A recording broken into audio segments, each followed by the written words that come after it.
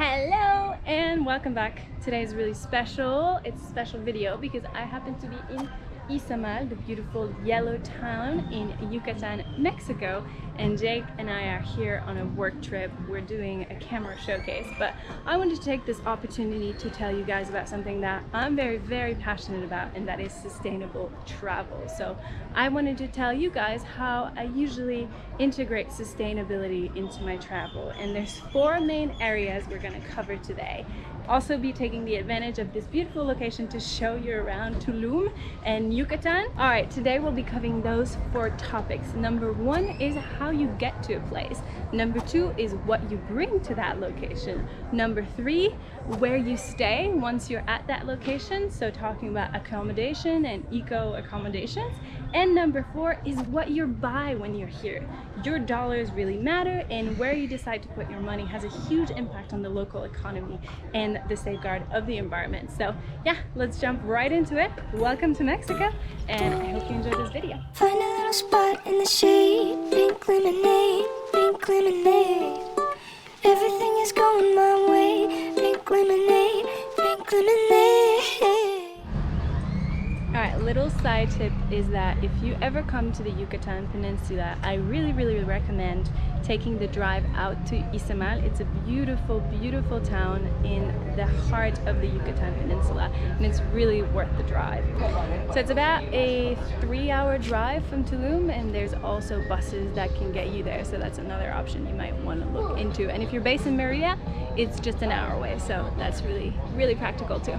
So obviously another big part of traveling is transportation. So when transportation comes into play is how you get to specific locations. And there are ways to be more eco-friendly when you're traveling, for example using the train, but sometimes that just isn't possible, and so you have to fly. So for example, here we're sent for work and we had to fly from Paris to Mexico. So you can imagine that the carbon footprint of that flight was pretty high. As you can see here, I'm just showing you how high it is, full disclosure.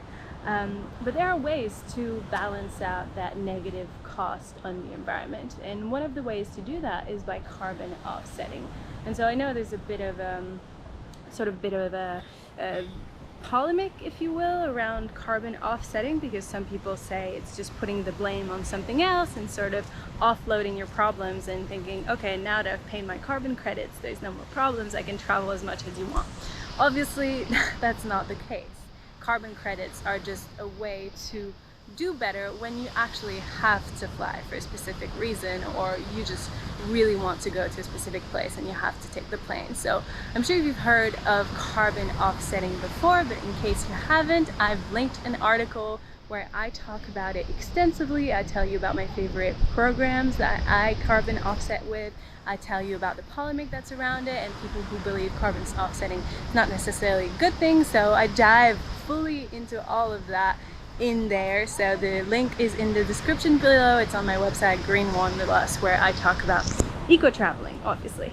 And so yeah, I think there is a value to carbon offsetting, and that's something that most of us should always consider when we're flying. But that, of course, should not be an excuse to fly everywhere and all the time. Flying is not good for the environment, and we need to accept that. So minimizing the flights that we take per year is very important. So, and I want to actually focus on the place I'm in here now, and that is a Diamante Cay.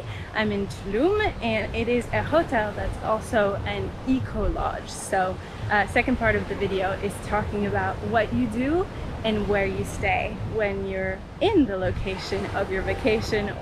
So I'll just take you around the grounds right now so you can get an idea of what it looks like. This is not a paid promotion or anything, it's just me telling you how I like to find places like this one. So yeah, just so you get an idea.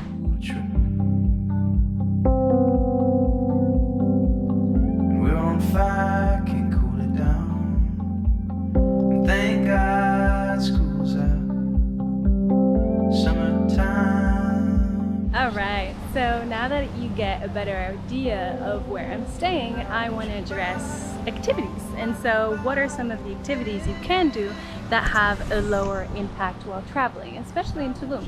And so I want to give you an example of one activity that I thought was particularly sustainable, And so as it happens, we're really close to Tulum Beach. It's right behind, right there.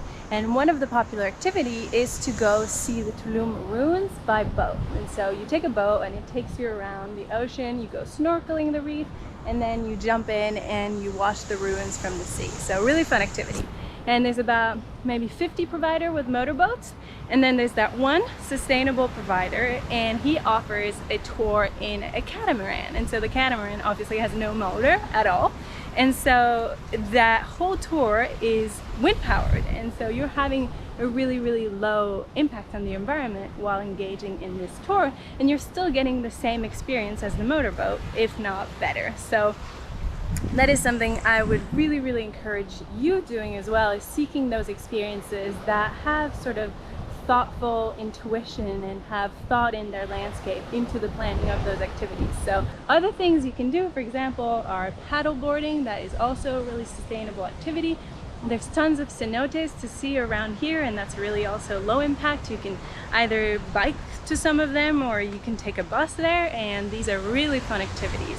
It's important to know that whenever you're entering an ecosystem, you sort of have to think about the impact you're having. So for example, here in Tulum, when you're in the ocean or in the cenotes, it's really important to remember to wear reef-safe sunscreen, and for the cenotes not to wear sunscreen at all. So I also think supporting local businesses, so businesses that are run by Mexicans, is a really good thing here. And for example, Jake and I went out for dinner to a place called Setli, and Setli is exclusively run by Mexicans. It's not on the beachfront, it's not about being super fancy and tra-la-la. It's just about being true and authentic and having really good cuisine. So just seeking out those experiences that are off the beaten path and that really help the local economy. So that's another thing to keep in mind.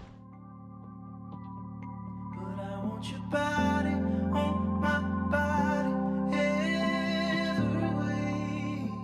The next thing I want to discuss with all of you is what you bring. And I think this topic is a bit underrated because you often don't think that what you bring in your suitcase has an impact on the landscape, but in the long run it does. Everything has an impact, and it's important to be really thoughtful in our packing decisions. So for example, there's a couple ways that I try and keep myself accountable and a bit more sustainable when I travel, and that is to always bring my own reusable cutlery. That's really important, with straws included, of course, and asking for cocktails or drinks without straws always.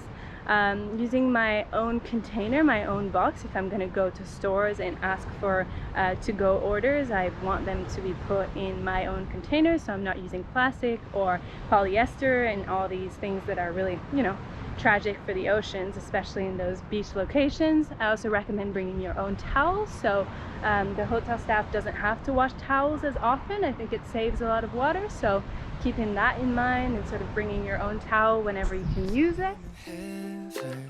The dopamine is dripping on my brain. Imagination's at 11. Reality is gonna fade away. I might go to Monte Carlo. I might spend $1 million floating down the Riviera. And that's all for me today. Thank you so much for watching. Obviously, I am back in Paris now, with hats and gloves and everything, but it's okay. If you enjoyed watching this video, make sure you do a little ching, little subscribe, a little like. I love when you guys encourage my work. And if you're interested in learning more about the biosphere and how to visit the biosphere of Siancanan in Mexico, then make sure you check out the video. It's all linked in the cards below or above. Yes, thank you, and I'll catch you in the next upload.